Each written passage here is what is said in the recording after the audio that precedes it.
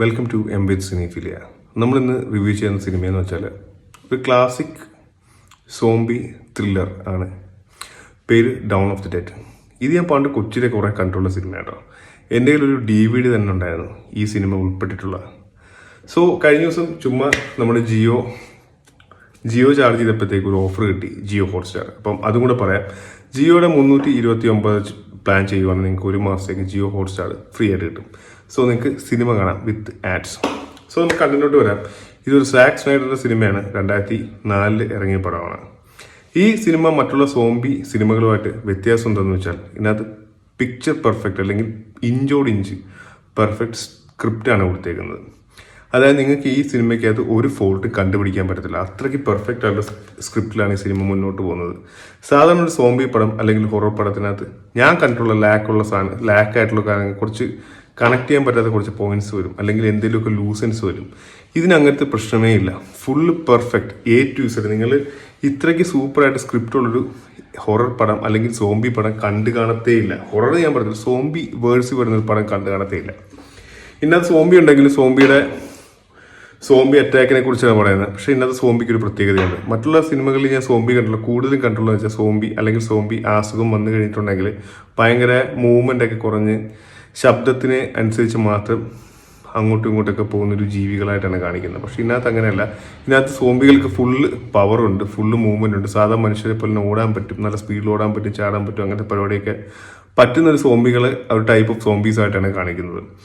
So പടത്തിൻ്റെ first തന്നെ കാണിക്കുന്നത് സാറാ പുള്ളി ആണ് നായിക. പുള്ളിക്കാരിയൊക്കെ എക്സ്ട്രീമായിട്ട് അഭിനയിച്ചിട്ടുണ്ട്. പുള്ളിക്കാരി ഹോസ്പിറ്റലിൽ തിരിച്ചു വരുന്നു. അപ്പോൾ ഹോസ്പിറ്റലിൽ ഇങ്ങനത്തെ കുറച്ച് കേസുണ്ട്, പെടലേക്ക് അടിച്ച കുറച്ച് കേസ് കൂടി വരുന്നു പറയുന്നു. പിന്നെ നേരെ വീട്ടിൽ വരുന്നു. വീട്ടിൽ വരുമ്പോഴത്തെ ഹസ്ബൻഡുമായിട്ടൊക്കെ ഒന്ന് കുറച്ച് റൊമാൻറ്റിക് രംഗങ്ങൾ. അത് കഴിഞ്ഞിട്ട് പിന്നീട് ആണ് ഹസ്ബൻഡ് വന്നു. ആ വരുന്ന വഴിക്ക് ഒരു കൊച്ചിനെ കാണുന്നുണ്ട്. ആ കൊച്ചിനെ കാണുമ്പോൾ ഒരു കൊച്ചു പെൺകുട്ടിയെ കാണുന്നുണ്ട്. ആ പെൺകുട്ടിയോട് കാര്യങ്ങളൊക്കെ തിരക്കിയിട്ട് അയൽക്കാരി പെൺകുട്ടി അവളോട് കാര്യങ്ങളൊക്കെ തിരക്കിയിട്ട് തിരിച്ചു വരുന്നു. പിന്നെ ഭർത്താവായിട്ടുള്ള കുറച്ച് റൊമാൻസ് സീൻസ്, അത് പിന്നെ ഇംഗ്ലീഷ് സിനിമയാണ്, നമുക്ക് കാണാതിരിക്കാൻ പറ്റത്തില്ല. ആ സീൻ കഴിഞ്ഞിട്ട് പിന്നീട് കാണുന്നത് വെച്ചാൽ ആ സീൻസ് കഴിഞ്ഞിട്ട് കിടക്കുമ്പോഴത്തേക്കും ആ പെൺകുട്ടി ഇവരുടെ മുറിയിലോട്ട് വരുന്നു. ആ പെൺകുട്ടിക്ക് മേൽച്ചുണ്ടില്ല, അവിടെ കൂടെയൊക്കെ ചോര ഇങ്ങനെ ചാടി വന്നോടെ ഇരിക്കുന്നു. അത് കാണുമ്പോഴത്തേക്കും ഈ സാറാ പുള്ളിയുടെ ഹസ്ബൻഡ് നേരെ പോയിട്ട് ആ കുട്ടിക്ക്, അയൽക്കാരി കുട്ടിയാണ്, അപ്പോൾ ആ കുട്ടിക്ക് എന്താണ് സംഭവിച്ചത് എന്നെ രക്ഷിക്കാനായിട്ട് നോക്കുകയാണ്. പക്ഷെ അവിടെ വെച്ചാണ് ആ കുട്ടി ഇവളുടെ ഹസ്ബൻഡിനെ പെടലേക്ക് കടിച്ച് അവസാനം ആ ഹസ്ബൻഡ് ഒരു സോംബിയാവുന്നു, ആ കൊച്ചു സോംബിയാവുന്നു. ഈ നായിക സാറാ പുള്ളി എന്ന് പറഞ്ഞ നായിക മാത്രമായിട്ട് രക്ഷപ്പെടുന്നു. സോറി, ഞാൻ ഈ പറഞ്ഞ ഒറിജിനൽ ആക്ട്രസിന്റെ പേരാട്ടോ, അതിനകത്തെ പേരല്ല. ഓക്കെ, പിന്നീട് ഈ പുള്ളിക്കാരി ഓടിച്ചു പോയിട്ട് ആ ഭാഗത്ത് മൊത്തം സോംബികളാണ്. അപ്പോൾ സോംബികളെല്ലാം കൂടെ അറ്റാക്ക് വന്നിട്ട് അവസാനം പേടിച്ച് ചെന്ന് ഒരു താഴ്വരയിലോട്ട് കാർ ഇറങ്ങിപ്പോയി അവിടെ ഒരു ആക്സിഡന്റിലേക്ക് ഇടിച്ച് നിൽക്കുന്നു. അവിടെ നിന്നാണ് വാങ് റൈംസ്, നമ്മുടെ സ്കോർപിയൻ കിങ്ങിലൊക്കെ നമ്മുടെ സ്കോർപിയൻ കിങ്ങിലെ റോക്കിൻ്റെ ഒക്കെ സെയിം വാല്യൂ ഉള്ള ക്യാരക്ടറാണ് പുള്ളിക്ക് ഉണ്ടായിരുന്നത്. നല്ലൊരു നടനാണ്, അടിപൊളി നടനാണ്, നല്ല ബോഡിയൊക്കെ ഉള്ള ഒരു അജാനുബാഹുവാണ്. പുള്ളിയാണ് ഇതിനകത്തൊരു പോലീസ് ഓഫീസറായിട്ടൊക്കെ. പുള്ളിയുടെയൊക്കെ അഭിനയം ഒരു രക്ഷയില്ല കേട്ടോ, പെർഫെക്റ്റ് ആയിട്ടുള്ള അഭിനയം. പിന്നെ അവിടുന്ന് ഇവരെല്ലാവരും കൂടെ കുറച്ച് സർവൈവേഴ്സ് എല്ലാം കൂടെ ഒരു സൂപ്പർ മാർക്കറ്റിലോട്ട് കയറി അഭയം പ്രാപിക്കുന്നതാണ് പിന്നീടുള്ള കഥയുടെ ഇതിവൃത്തം. പിന്നെ സൂപ്പർ മാർക്കറ്റിനകത്ത് നടക്കുന്ന കാര്യങ്ങളും അതൊക്കെയാണ്. പിന്നെ ഒരു സോംബി അറ്റാക്ക് ചെയ്തിട്ടുള്ളൊരു ഭാര്യയും ഭർത്താവുമായിട്ട് വരും.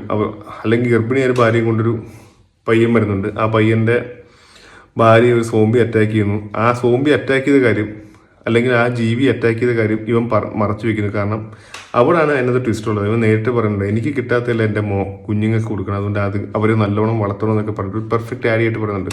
സോ ഒരു പെർഫെക്റ്റ് ഡാഡിയായിട്ട് പറയുന്ന ആ പുള്ളി ഒരിക്കലും സ്വന്തം ഭാര്യയ്ക്ക് ഈ ഒരു ചെറിയൊരു കടി കൊണ്ടതായിട്ട് പുറത്ത് പറയത്തില്ല. ഇവർ ഒരുമിച്ച് ഒരു ഐസൊലേറ്റഡ് റൂമിലോട്ട് പ്രസവിക്കാനൊക്കെ കയറി. അങ്ങനെ ആ പെണ്ണിന് ഒരു സോംബി എന്ന് പറയുന്നത്, ആ പെണ്ണ് പ്രസവത്തോടുകൂടി മരിക്കുന്നു, പെട്ടെന്ന് സോംബിയാവുന്നു. കുഞ്ഞ് മരിച്ചു പോകുന്നു. പിന്നെ അത് ഇവിടുത്തെ ഈ സർവൈവേഴ്സിൻ്റെ കൂട്ടിലൊരു അമ്മച്ചി കാണുന്നു. ഈ പെണ്ണിനെ വെടിവെച്ച് കൊല്ലുന്നു, പകരം തിരിച്ച് ഇവൻ വെടിവെക്കുന്നു. അങ്ങനത്തെ കുറച്ച് ഇമോഷണൽ സീൻസും കൂടെ ഉണ്ട്. നിങ്ങൾക്ക് ഒരിക്കലും ഒരു ലാഗും വരത്തില്ല, അത് എൻ്റെ ഒരു ഗ്യാരണ്ടിയാണ്. ഈ ഒരു സോംബി സിനിമയ്ക്കകത്ത് ഒരു ലാഗും ഇല്ല. എങ്കിൽ സോംബി വലുതായിട്ടുണ്ടോ എന്ന് ചോദിച്ചാൽ ഇല്ല തന്നെ. കൂടുതൽ കഥയ്ക്ക് പ്രാധാന്യം കൊടുത്തിട്ടുള്ള സോംബി മൂവിയാണ് down of the dead. So അങ്ങനെ ആണ് കഥയുടെ പോക്ക്. ലാസ്റ്റ് പക്ഷെ എൻഡിലും ഒരു സർപ്രൈസ് അല്ല ഒരു ട്വിസ്റ്റ് ഉണ്ട്. അത് നിങ്ങൾ കണ്ടു തന്നെ മനസ്സിലാക്കണം. എന്തായാലും നിങ്ങളൊരു നല്ലൊരു സൂപ്പർ സോംബി മൂവീസ് എന്നെ പോലെ ഇഷ്ടപ്പെടുന്ന ഒരാളാണ്, നിങ്ങൾക്ക് കാണാൻ പറ്റിയൊരു ഫസ്റ്റ് പിക്ക് എന്ന് പറയുന്നത് ഡൗൺ ഓഫ് ദി ഡെഡ് ആണ്. ഇത് ഇപ്പോൾ നമ്മുടെ ജിയോ ഹോട്ട്സ്റ്റാറിലുണ്ട്. നിങ്ങൾക്ക് സുഖമായിട്ട് കാണാൻ പറ്റും. നിങ്ങൾ കണ്ടിട്ട് അതിൻ്റെ ഒരു അഭിപ്രായം പറഞ്ഞാൽ മതി. എന്തായാലും എൻ്റെ ഒരു ബെസ്റ്റ് പിക്കാണ് സോംബി മൂവീസിൽ എൻ്റെ ഏറ്റവും നല്ലൊരു ബെസ്റ്റ് പിക്കാണ് dawn of the dead. Thank U.